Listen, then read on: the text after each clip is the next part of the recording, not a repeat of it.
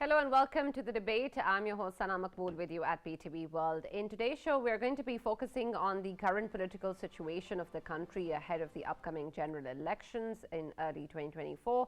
This, of course, is going to be an important discussion regarding the way that different party dynamics, particularly around various leadership, is also circulating. We've seen that previous alliances seem to be developing some sort of friction with the PMLN and the PPP also exchanging rhetoric against each other, with the PPP talking about the party being a king's party and being the favorites this time around, reference of course towards the way that perhaps previous leaderships in the country have also been selected.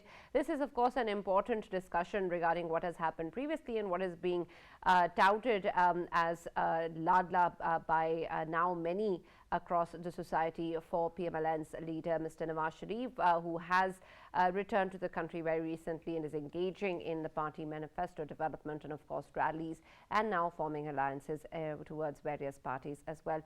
This, of course, is something that he has instructed particularly his committees to address and to clear in the party's manifesto as well. And the PMLN leaders have also challenged that this is not something that has ever happened to the PMLN, and they have always been, in fact, denied a level playing field and have never been given any circumstances which are in their favor, and so this is not something that is happening this time around as well. However, of course, we've seen that the PPP statement says otherwise. At the same time, we know that the PMLN is also forming strong strategic alliances with different parties in Sindh, traditionally a stronghold of the PPP.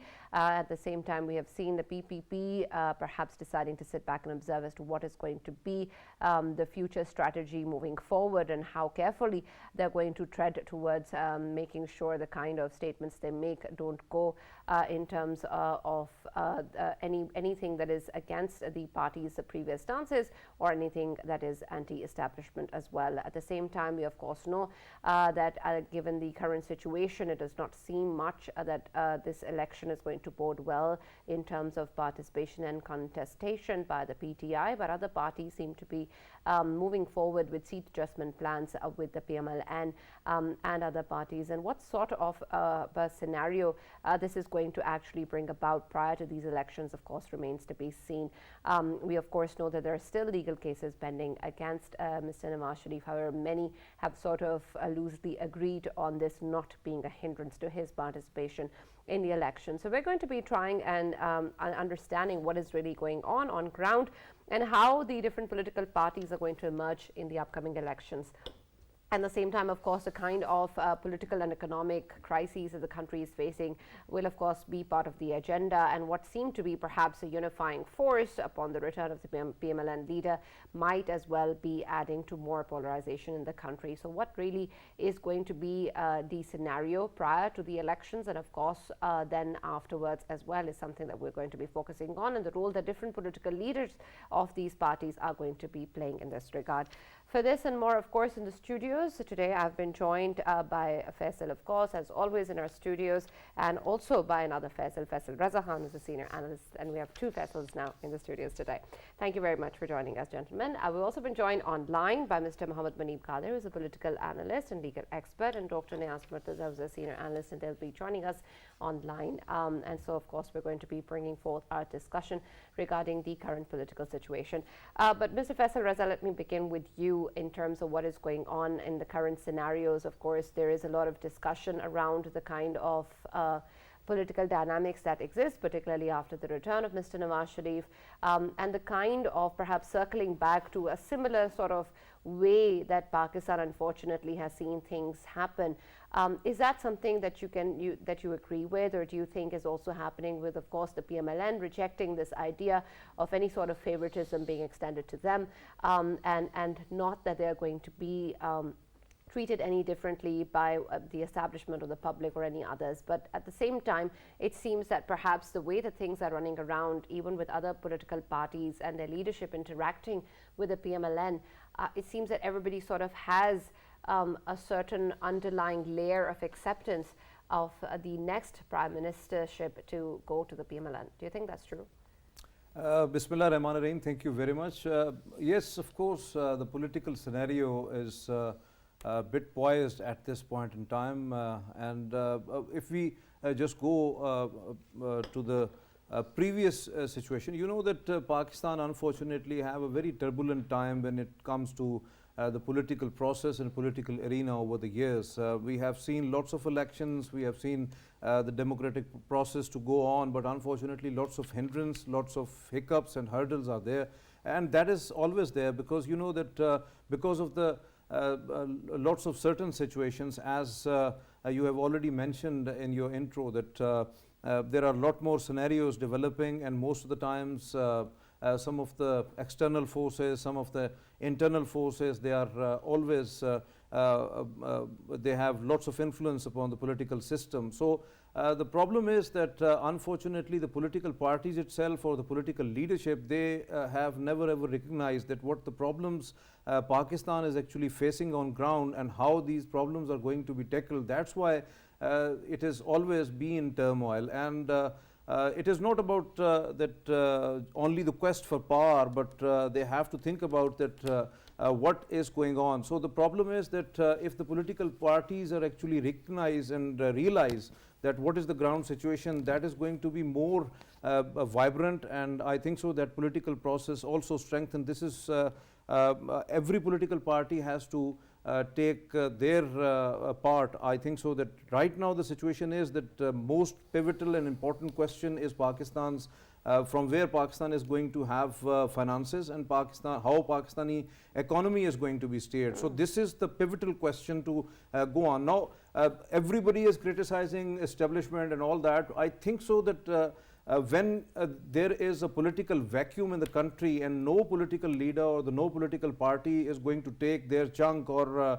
the onus of the situation, what even the previous political parties, when they were in power, unfortunately they have taken some drastic decisions. That's why we have seen first time ever that Pakistan's GDP dipped down, nose down to a minus even. So the thing is that we have to be serious, and there is a dire need to have a national political dialogue or reconciliation among the political parties. There should be some sort of negotiation among each other, because you know that stability in the country is very important. If you don't have the political stability, you are not going to attain any sort of economic viability and stability. I absolutely understand that. I'm glad you're pointing out these issues, but it seems that that's a parallel world perhaps which is running, and there's another one where discussions around leaders and selection and whatnot is being talked about, and is perhaps what is running the show, and while the real issues sort of unfortunately are sidelined, and I'll come to those also as part of our discussion. But I want to just reiterate once again about the underlying premise. Why is it that this discussion around different political parties and their participation prior to these elections is being talked about in this context of the PMLN having some sort of lead? What possible lead is there?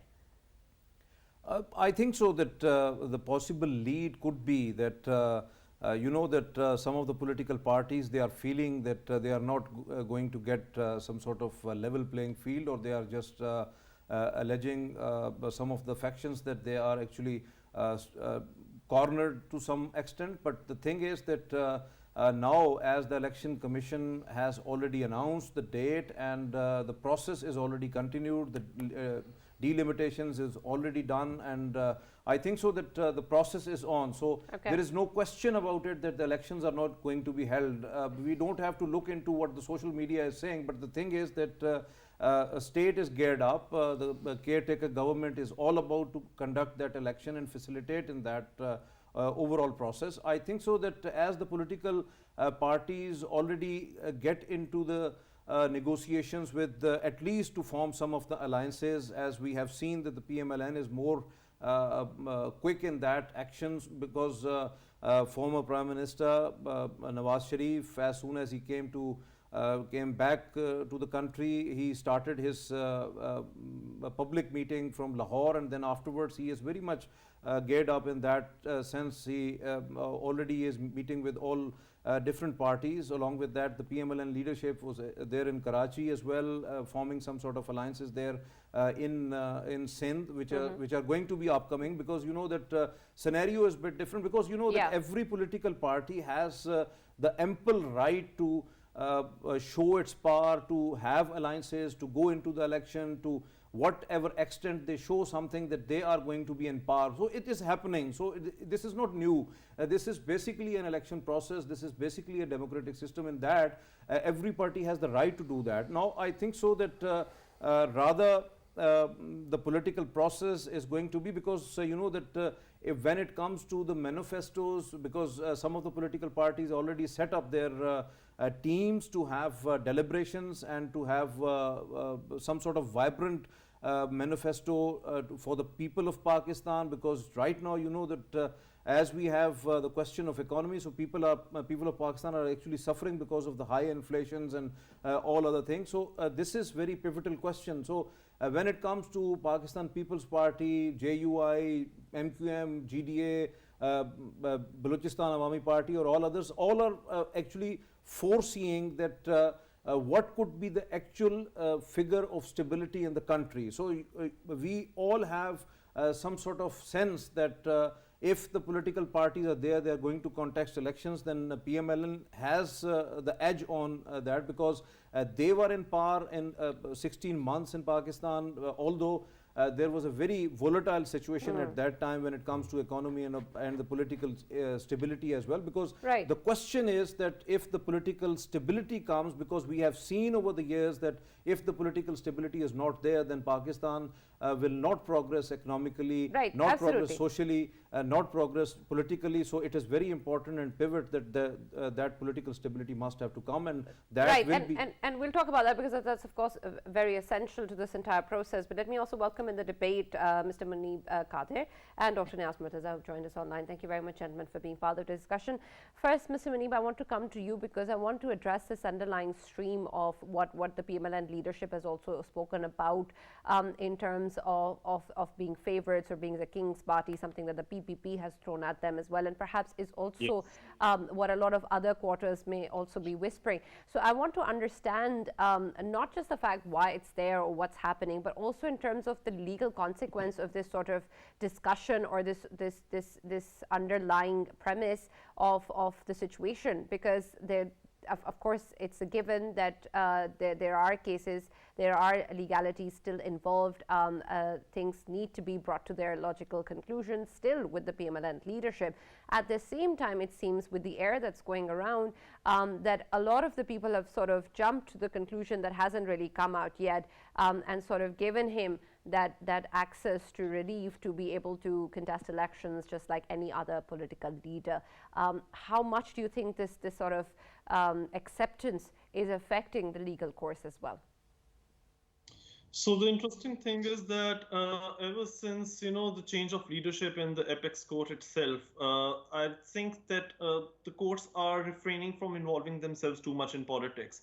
Otherwise, with the previous Chief Justice, we saw that every single political matter would come up to the courts, and courts had to say something or the other about, for example, when the elections would be taking place, or how the parties could form alliances with one another, etc., etc.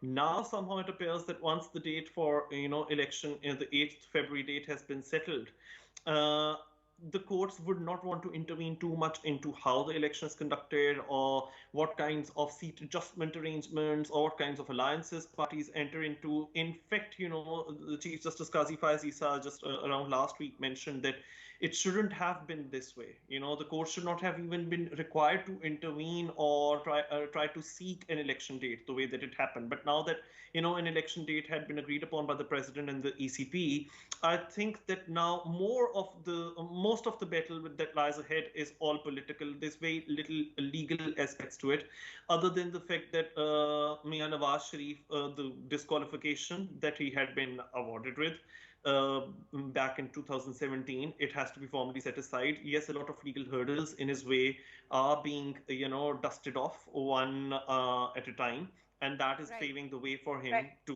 a successful electoral run. Before you elaborate further, on those cases, I want to hear that as well. But I want to also build upon what you earlier said in terms of shying away from interfering in political matters, and that may be wise. But in terms of political cases against a particular individual or a particular leader, that's not really interfering in political matters, correct? That's a legal case against somebody.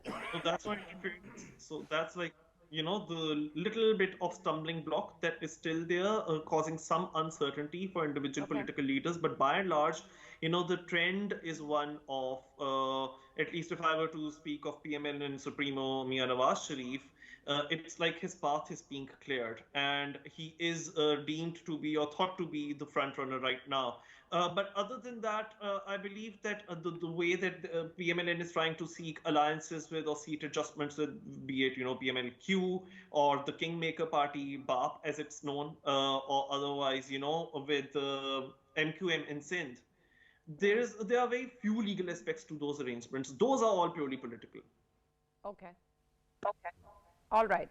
Dr. Niaz, the situation, of course, with the kind of alliances that we are seeing forming are also vital to what lies ahead and what is going to be the dynamics of the country prior to these elections. And it seems that PMLN is reaching out for seat adjustments with various political parties, of course, as in Sindh, as Mr. Muneeb pointed out, also in Balochistan, except, of course, the PPP. How much of do you think this sort of formation of alliances or seat adjustments for different parties is going to impact the scenario for Pakistan People's Party in particular, and how much will the PMLN be able to gain from this? Well, I mean, if you look at it, the kind of parties that PMLN is now reaching out to, it's BAP, it's MQM, it's PMLQ, it's GDA.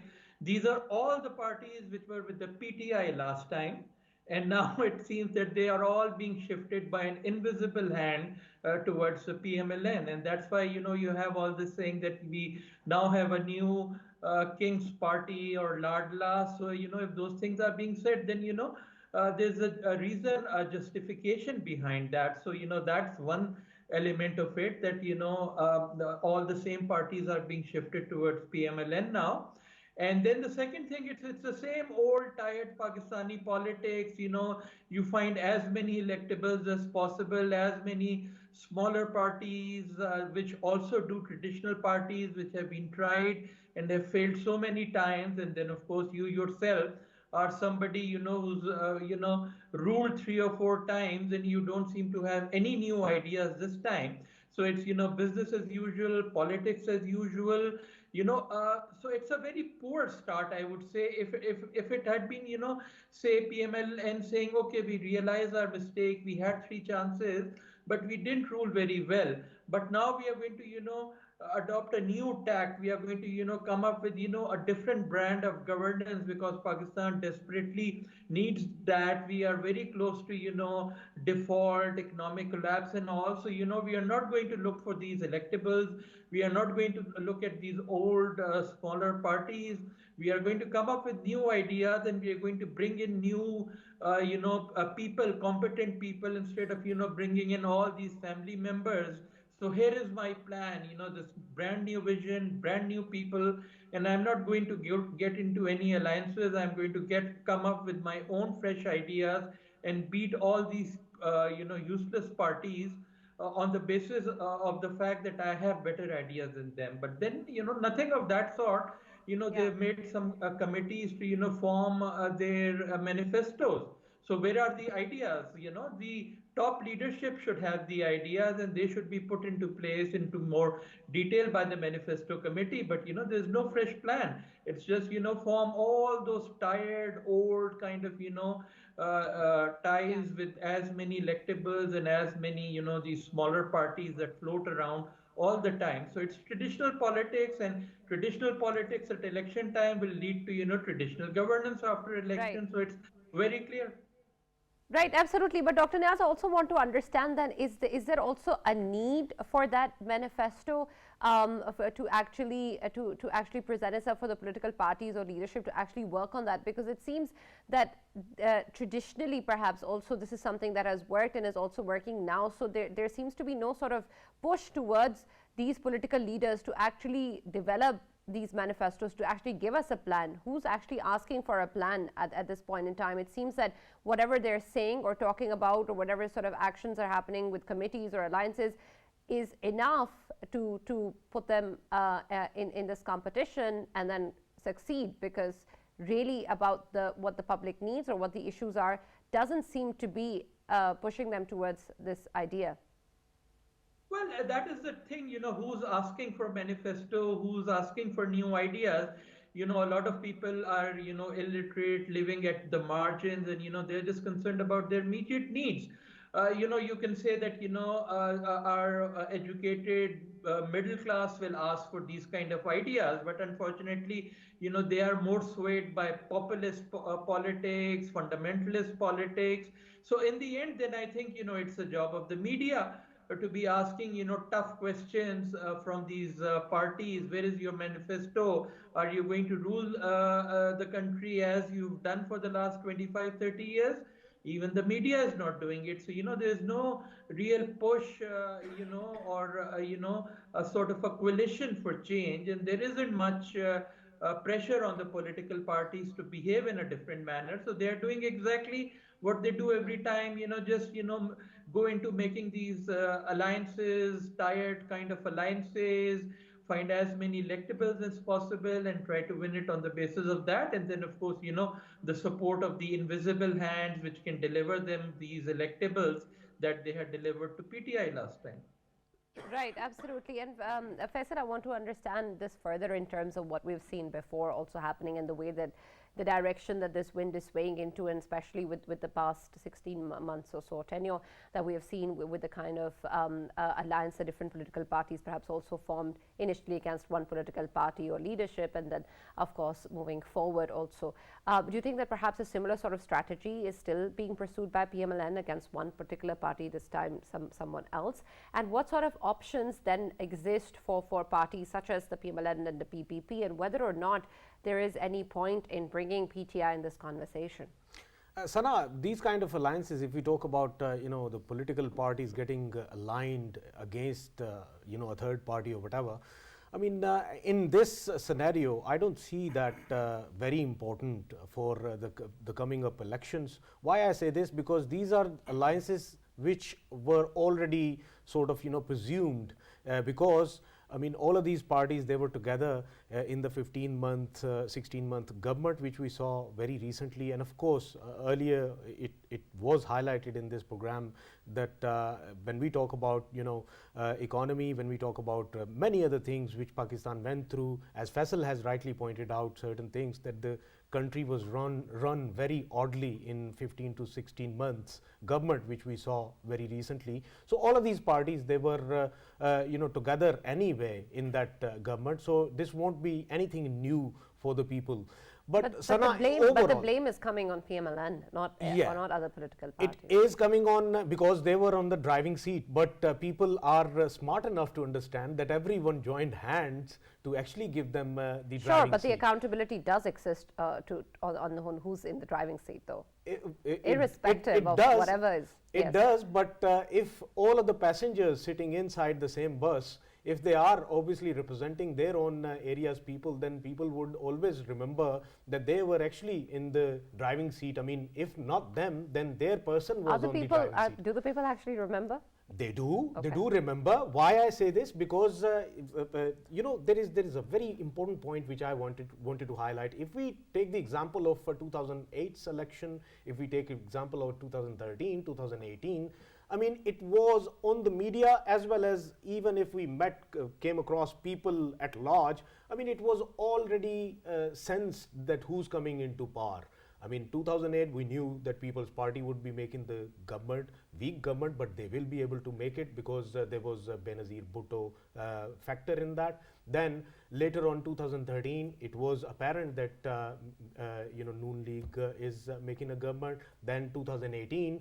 People at large, it was perceived as if Imran is finally coming into power and he became Prime Minister. This time around, there is one thing which we are not referring to, and that is people's voice, what people think. And I obviously meet everyone, and there are several surveys which were conducted by very highly reputable agencies and news agencies as well, and that show that of course the parties we're talking about and the analysts are highlighting single party. That is not the case, because people at large, they think differently. So this election, to me, I think it is going to be the most important election of Pakistan's history. There will be surprises. Why I say this? Because people, they have their own vendetta which they want to obviously equalize with the parties that have been ruling Pakistan for 16 to 17 months. The What previous surprises? months. What surprises do you foresee? Surprises, it would be will of the people, and I believe that this time around the election would be free and fair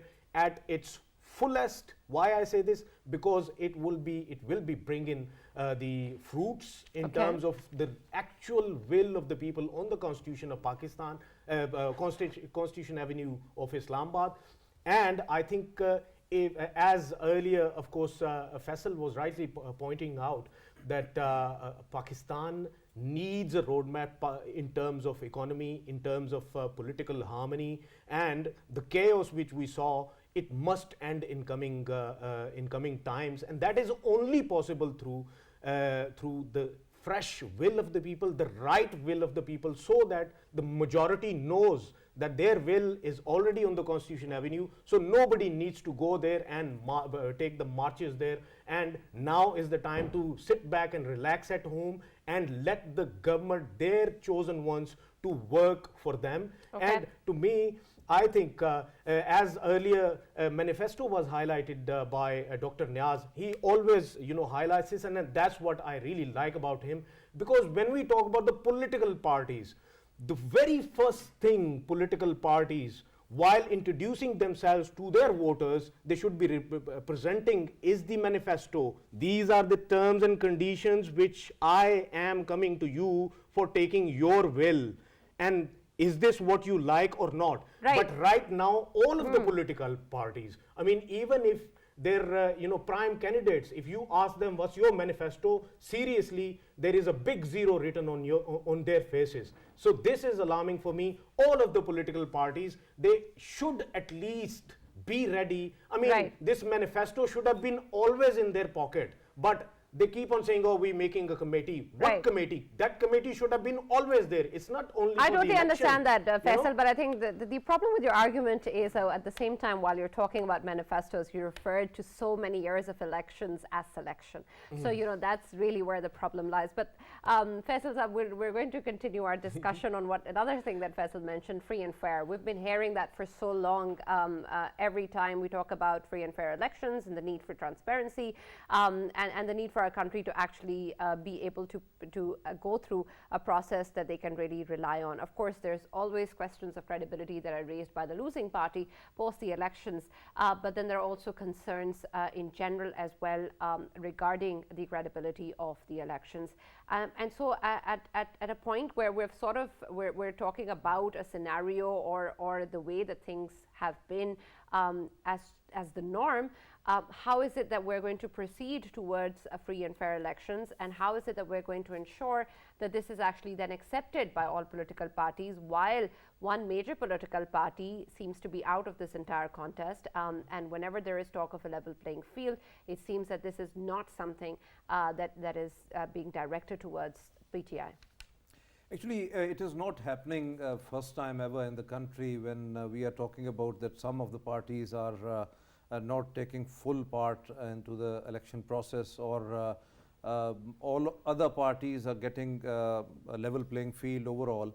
And if we go through the political process, unfortunately, there are, I have already mentioned that there are lots of hiccups, hurdles, and those were already there. If we go into the 2008 elections, we have seen that some of the political parties were not given the level playing field, and some of the political parties were favorites as well. And as Faisal said, that we already know that who is the political party going to win that election. That is unfortunate. That must have not be there, number one. And the second is that if we just look into, I think so the 2013 election was a bit a sigh of relief or something like that. You can say that a good thing for that election was that it was contested on behalf of the people of Pakistan on a various issues, like you have the power crunch in the country, you have economy was going down. So there was some sort of agenda was there in that particular election. We haven't seen much leg pulling or mud throwing or something like that. So that was the real-time election, and I think so that if this process, because you know the democracy, if we go into the text of that one, and there is a huge difference between the text and the practical thing, but the thing is that democracy is basically an evolution process, and that evolutionary process must have to go on. If that receives some sort of hindrance in any sort of circumstances, that ultimately hampers the way the democracy flourishes. So unfortunately that happens quite regularly in our country, and at this point in time, one thing is, I think so, very hopeful. If we go through the Lahore public rally, which was conducted by PMLN, and PMLN Supremo addresses that rally, and that one, I think so that there was something that he is not going to take revenge from rest of the political parties or any sort of political leader. So I think so this sort of, you know, that the Charter of Democracy which was signed in 2006, that was actually the pivot to what we have seen afterwards. Right. And soon after, another political party, you know that recently the list which was issued by the Election Commission of Pakistan, 174 parties are now going to contest election. And but I understand that not seeking revenge is something to be appreciated, but shouldn't that be a given? No, it's not. I think so that there is a strong realization among all the political parties that this is all about the question of Pakistan. You know that if Pakistan is going to be stable, Pakistan is going to flourish, Pakistan's economy is going to, and this economy is actually linked with each and every one. We have 240 million people living in this country, and they are foreseeing that if this process is going to be sabotaged, or free, fair and transparent elections are not going to be held in the country, this is going to be another chaos. And you know that economic turmoil is at that level, because even the state and the state institutions, they can't bear it.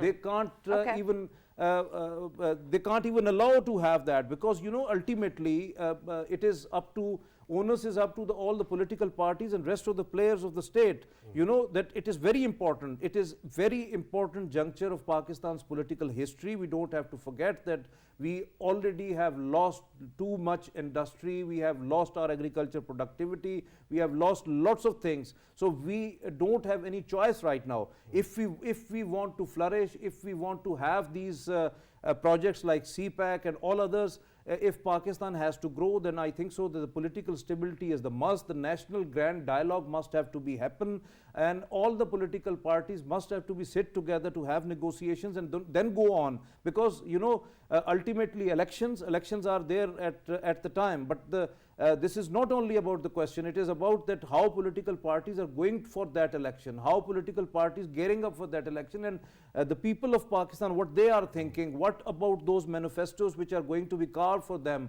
and what they are actually giving to the people of Pakistan. Right, this absolutely. is very important. And these are the important questions to ask. Dr. Niaz, I want to understand what Raja Faisal earlier was also referring to in terms of the kind of situation that exists, or the way that different political parties are also interacting with each other at the moment. And I want to also understand first how you see the PPP's options present at the moment, and what sort of a scenario is building up for them, and whether or not they're going to choose to go ahead and openly criticize the establishment, or step back and move away and try to form alliances with the PMLN, or the way that things are flowing. And secondly, given whatever the scenario, whatever aspect of invisible hands, as you referred to earlier, is actually happening, will there still be a hindrance, as what Faisal was pointing out, in terms of the public vote, in terms of whether or not you think that the PMLN at this point in time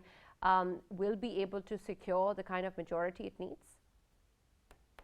Well, you were talking about free and fair elections. I think it's virtually impossible now to have free and fair elections. Would it require massive changes, release of all PTI leaders, including Imran Khan, withdrawal of cases, then, allowing those leaders who've left, who were forced to leave it, to come back, and then, get together as a team, remove all the suspicions about each other. That's all not going to happen. in the 2 or 3 months that we have left. So you can just assume that these elections will be as bad or even worse than 2018, and will be held in the same way with the same kind of partners. Now PPP is somewhere in the middle.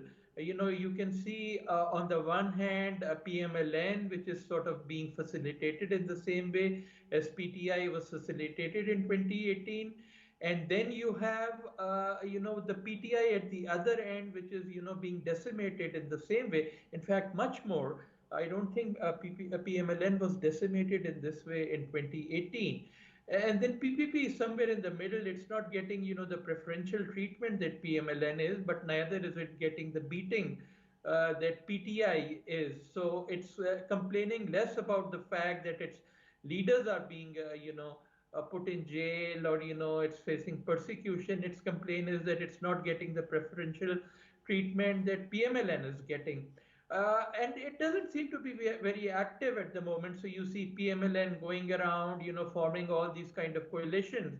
But PPP, what is it going to do? It's still not very clear. It has some options still left with, Jahangir Tareen's party.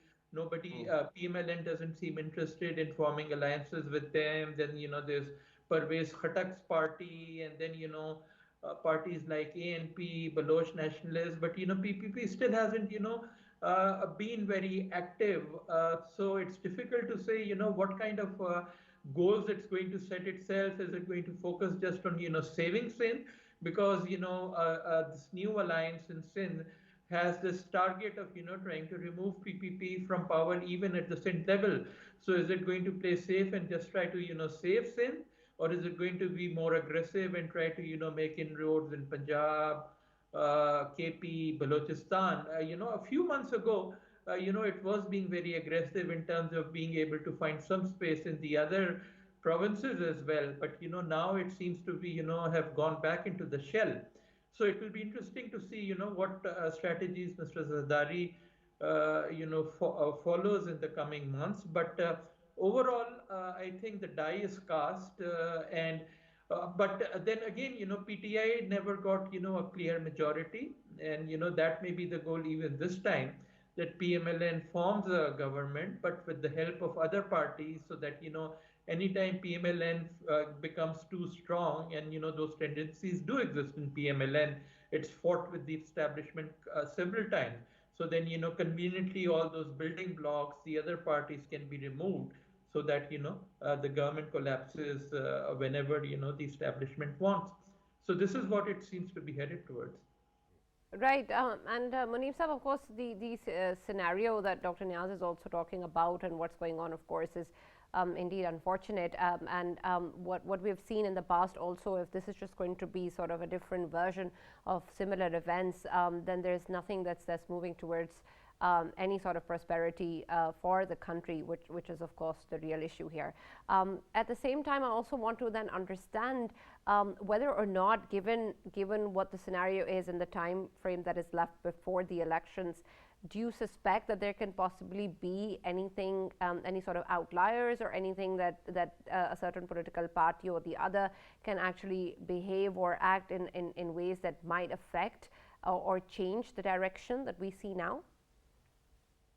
Pakistani politics is unpredictable by its very nature, but by and large, the dynamics of how the elections are going to be shaped up and what's going to happen in the next 3 months, I think, as far as is humanly possible, it is fairly predictable within the limits that we have right now to determine what direction the elections are going to take place. And what appears to be the situation right now is that PMLN is going left, right, and center, forming alliances. And just today, Mr. Ayaz Sadiq said that PLN's approach is very fluid when it comes to forming alliances in Sindh. So we're also exploring our potential alliances with not just NQMP, but we also exploring avenues of forming alliances with other parties like the GDA or JYF, and whether we are going to, contest on our own election symbols, or are we going to have a combined party of our own for election purposes, at least in Sindh. We are open to all sorts of options.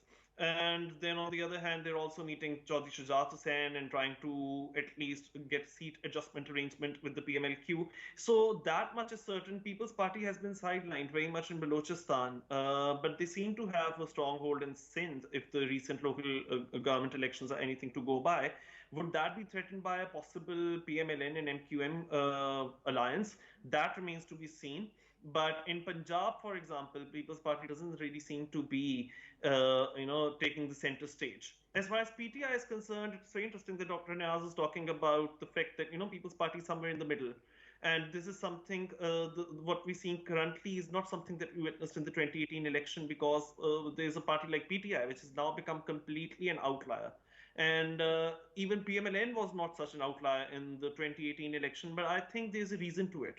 It's because the events that unfolded on 9th May, what PTI has done is unprecedented in terms of what I've seen, at least during my lifetime, in relation to any mainstream political party. What PTI did was it effectively, this might seem to be an exaggeration to some, this is my subjective view, but they really took up arms against the state and they caused a revolt. And you really take yourself out of the fold and out of the mainstream if that is what you resort to. So People Party, PMLN, no matter how many disagreements they might have had with other power quarters in the country, they have never resorted to those tactics. It's mostly been a few words here and a few words there, but not creating havoc on the streets or leading to violence. So that is why PTI is facing the kind of onslaught right now that PMLN and People's Party might never have had before, and certainly are not right now. So PMLN seems to be, and particularly with the turn of Mia Nawaz Sharif, really seems to be leading the race to the elections. And I don't think there's now much room left for surprises and shocks. All right. Thank you very much, Mr. Mohammed Muneeb, for joining us. And thank you very much, Dr. Niaz Murtaza, for being part of the discussion as well.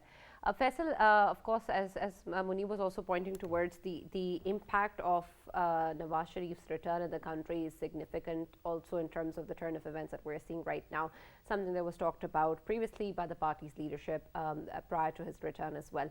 And I want to understand then, whatever may be the scenario in terms of whoever is influencing what, I want to also understand then whether or not, given the leadership of the PMLN and the leadership of the PPP, was this something in terms of the as a reference to what different public quarters are actually viewing these political parties' leadership as the obvious choice? Do you think that there was lack of leadership by the PPP, or do you think that perhaps in contrast, when we talk about different political parties, this similar sort of situation could not have been constructed with the party's leadership in Pakistan People's Party? Sana, if we, once again, I would talk about the 15, 16 months of the rulership they had very recently. I think everyone knows, especially in the Sindh and Punjab as well. In Punjab, obviously everyone knows that without the help of People's Party, it wouldn't have been possible for Mia Mohammad Shahbaz Sharif to become Prime Minister, and then of course whatever happened in Pakistan in terms of economy, in terms of rule of law and each and everything, people at large, they blame them for that.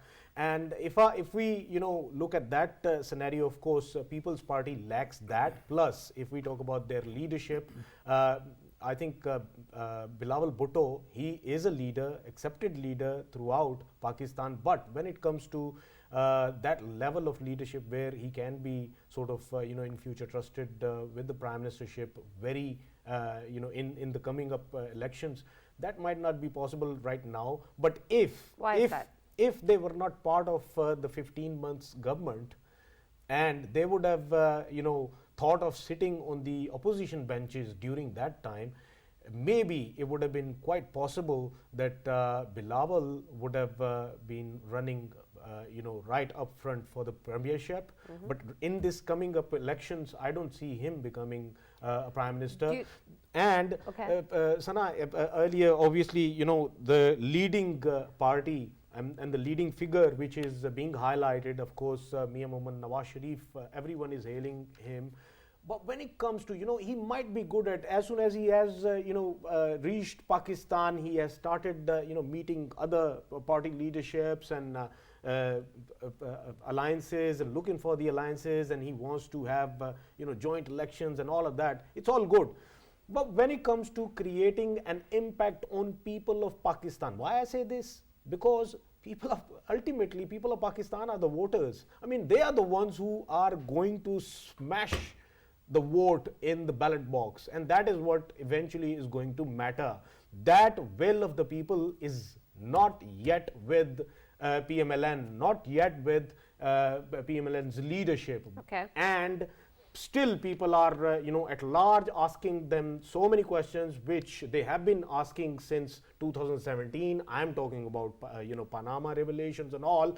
There are questions which they need to address. And by the way, when he came back to Pakistan, it was excellent to listen to him saying that there should be, all of the parties, they should be reconciled with each other, sit with each other, and there shouldn't be any vendettas. Right, it was excellent. That's all good, but we need more than rhetoric. Yeah, we need more than that. We need a manifesto, how to fix the country.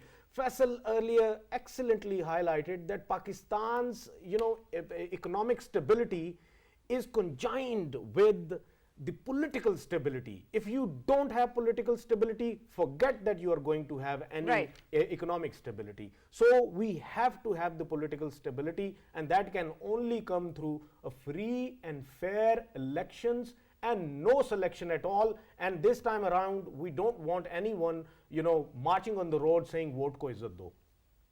All right, thank you very much, Faisal and Faisal, for joining us in the studios and being part of the discussion. Of course, this is something that perhaps is going to come in by asking the right questions and making sure that the people demand what is expected from their leaders so that they actually deliver.